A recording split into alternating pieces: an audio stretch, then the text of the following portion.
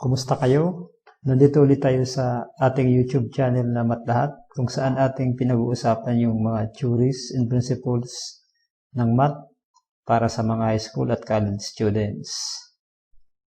At ngayong araw ay ating pag-uusapan ang topic about operations with polynomials. Bago tayo tumungo dun sa addition and subtraction of polynomials, atin munang alamin ano bang ibig sabihin ng polynomial. Plus, ang polynomial ay binubuo yan ng mga tinatawag natin na terms. Example ng terms ay yung tulad ng 5x squared y. Ito ay tinatawag na term. Meron siyang numerical coefficient at meron siyang mga variable. Isa pang halimbawa ng term ay 8x y cube. Term din ang tawag nito. Ito yung numerical coefficient niya at ito yung mga variable. Ang term class ay pwedeng constant lang, halimbawa 5, or pwedeng lahat lang siya variable, halimbawa x and y. So, ganun yan. Ngayon, ang polynomial ay pinagsama-samang terms. Halimbawa, pag pinagsama-sama natin yung lahat, 5x squared plus 8x y cube. So, pag pinagsama mo na yung dalawang term, ang tawag na dyan ay polynomial. At pag dalawa siya, ang tawag dyan ay binomial. Kasi dalawa lang. Pag gusto mong gawing trinomial, dadagdagan mo pa siya dito ng isa pa. Halimbawa, dagdagan natin siya ng x, y. So, ito ay trinomial na to. Kasi tatlo na. So, ang polynomial ay pwede siyang 4 na term, 5, 6, depende sa given na situation. Okay, punta tayo sa addition of polynomials. Halimbawa, meron kayong polynomial na ganito, 8x squared plus 5x plus 2x squared minus 4x. Ang technique ng pag-a-add ng polynomial ay i-collect mo o pagsasama-samahin mo yung mga tinatawag na like terms. Ang tinatawag naman class na like terms ay yung magkakaparehas ang variable. Halimbawa, dito sa 4, ang magkaparehas dito ay ditong 8x squared at saka yung 2x squared. Ito namang dalawa, yung 5x at 4x ay magkakaparehas din. Tinatawag din sila na similar terms kasi magkakaparehas yung variables nila. So, ang gagawin mo dyan, pagkasama-samahin mo yan, 8x squared plus 2x squared plus 5x minus 4x. Okay. So, para masimplify yan, ang gagawin mo dyan ay, ang i-add mo lang ay yung mga numerical coefficient. So, ano yung mga numerical coefficient niya? Itong 8 at saka 2. So, 8 plus 2 is equal to 10x squared. So, yung x squared niya, yung variable niya ay pag kukopyahin mo lamang siya. So, ito yung isa plus 5x minus 4x. So, isusubtract mo lang yung 5 and 4. So, 5 minus 4 is equal to 1. Kukopyahin mo lang yung variable. So, hindi na kailangang ilagay dito yung 1. Okay, sabi ko nga dun sa mga unang tutorial, ang 1 kasi, pag tinapat mo siya sa variable, ay hindi na sinasama kasi understood na yan na pag walang number nakatabi, may 1 yan dyan. So, ganun lang kasimple. Gugrupuhin mo lang yung mga similar terms. Tulad nitong 2x squared and 8x squared. Saka yan namang 5x at saka negative 4x. Punta tayo dito sa isa pang example. Halimbawa, meron kang ganito kahaba. 4y cubed plus 7y squared plus 3y minus 8 plus the quantity 6y cubed minus 2y squared plus 4.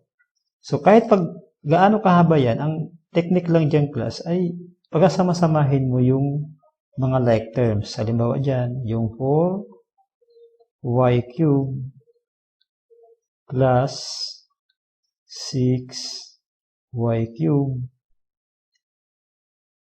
plus 7y squared minus 2y squared plus 3y minus 8 plus 4.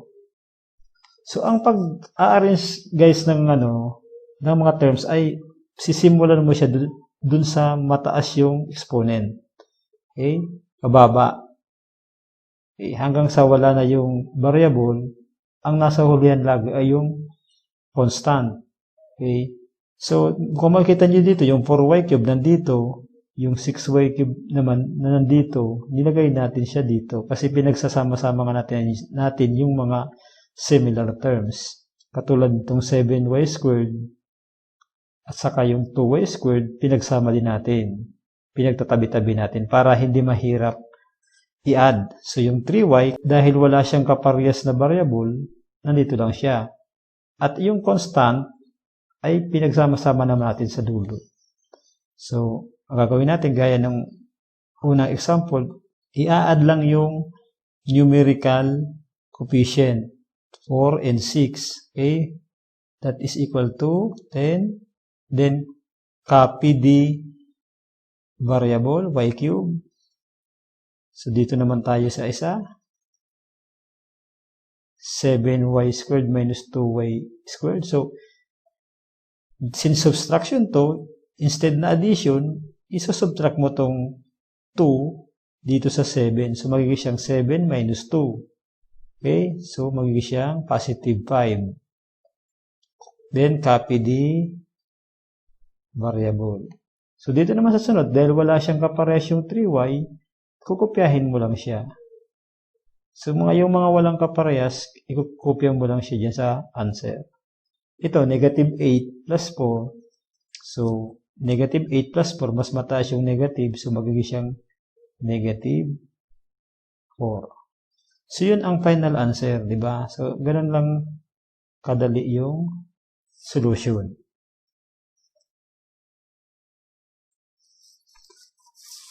Puntahan naman natin, class, yung multiplication of polynomial. Okay. So, halimbawa, meron kang ganitong polynomial. 3x squared minus 2x plus 1 multiplied to the quantity 3 plus x. So, makikita nyo, class, gaya ng sabi ko nung umpisa, na ang term ay pwede siyang constant lang, gaya dito 3 lang, at pwede rin siyang variable lang. So, ito, matatawag pa rin itong polynomial at ito ay isang binomial kasi dalawa lang siya. Samantalang itong nasa isang parenthesis ay trinomial siya. So, ganito ang procedure ng pagmamultiply ng polynomial. I-multiply mo siya isa-isa. 3x squared, i-multiply mo siya dito. Okay? I-distribute. Then, pagkatapos, multiply mo naman siya dito sa sunod. And so on. So, gawin natin. Ganito mangyayari niyan. 3x squared times 3 is equal to 9x squared. Bakit 9x squared? Kasi, class, ang minumultiply lang natin kasi wala naman itong variable, yun lang numerical coefficient. 3 times 3 is equal to 9. X squared, wala naman siyang variable, okay, so kukopyahin mo lang yan. So, that is 9x squared. Sunod, dito naman sa isa, sa kabila. So, dito, 3, i-multiply mo siya sa numerical coefficient niyan, 1. Diba? Kasi diba ang sabi natin, pag walang number, nakatabi yung variable, meron niyang palaging 1. So, 3 times 1 is equal to 3. So, positive. Then, ito, i-multiply mo yung variable dito na x sa variable dito na x squared. So, x times x squared, ang gagawin mo dyan ay magaganoon siya ng 3x cube. So sa ibang video ay in-explain natin ito kung bakit nagiging siyang how to multiply variable. So yung mga exponent niya, ina-add lang. May exponent kasi ito ng 1 dito. Okay? Sabi natin, pag walang exponent, may 1 yan dyan. Pag walang numerical coefficient, may 1 yan dyan. So, ang multiplication of variable, ina-add natin yung mga exponent niya. So, same x, same base, ina-add mo yung exponent. Kaya magiging siyang 2 plus 1 is equal to 3. So, ganun yan guys. Dito naman, dahil tapos na tayo dito, ito namang pangalawa. So, magkakaroon tayo dyan ng negative 2x. Isasama mo yung negative. Pag multiply, negative 2x times 3. So, ang answer mo dyan ay negative 2 times 3 is negative 6. So, dahil wala ditong variable, kukopyahin mo lang yung x. Okay? Sa kabila, negative 2. Okay? Kasi wala naman ditong number. So, 2 lang siya. 2 times 1. Ito namang x. X times x is equal to x squared. Bakit? Kasi di ba meron dyan 1, meron din ditong 1. So, i-add mo yung 1 dito. 1 plus 1 is equal to 2. Kagaya ng ginawa natin kanina doon na yung x, exponent ng x, inad natin dito sa 1 dito, yung 2 dito. Kaya naman dito ay naging 3. So, tapos ka na dito, di ba? So, sa sunod naman, isa-isa yan. Mula dito, sunod dito, hanggang matapos siya, hanggang makarating ka dito. So, 1 times 3 is equal to 3. So, plus 1 times x is equal to x. So, ganito, i-check mo yung answer mo. Kasi, ilan beses ka nag-multiply, di ba? 3 dito, 2 dito. So, dapat meron ka diyang 6 na terms, di ba? So, 1, 2, 3, 4, 5, and 6. So, kumpleto na. Then, ang sunod na gagawin ay addition. Diba? So, collection of like terms. So, itong x squared, meron siyang kaparehas ito. So, kukolektahin mo siya. 9x squared minus 2x squared. So, itong 3x cubed, wala siyang kaparehas. Kaya, ikukopya mo lang siya. 3x cubed. Ang natitira na lang ay itong 6x. May kaparehas siyang isa dito na x. So, kukopyahin mo siya minus 6x plus x. Then, ang finally, itong number na 3 plus 3. So, ganun ang pag-arrange. So, dito, uunahin na natin dito yung ilagay yung 3x cube. Kasi sabi natin kanina, ang pag-arrange nito ay dapat yung may pinakamalaking exponent nasa unahan. So, lagay mo na dyan yung 3x cube. Okay? Sunod, i-subtract natin to. 9 minus 2 is equal to 7. So, then copy the variable. So, tapos ka na dito sa dalawa. Dito na tayo. So, minus 6x plus x. So, minus 6, may 1 yan dito.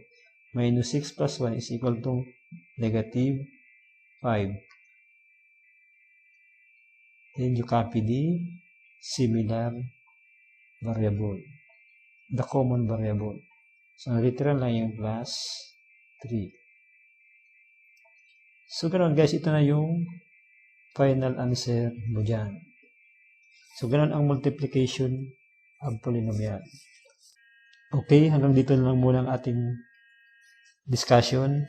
Sa susunod na video, ipag-aaralan natin yung division of polynomial at magbibigay pa tayo ng mga example dito sa multiplication of polynomial. Salamat!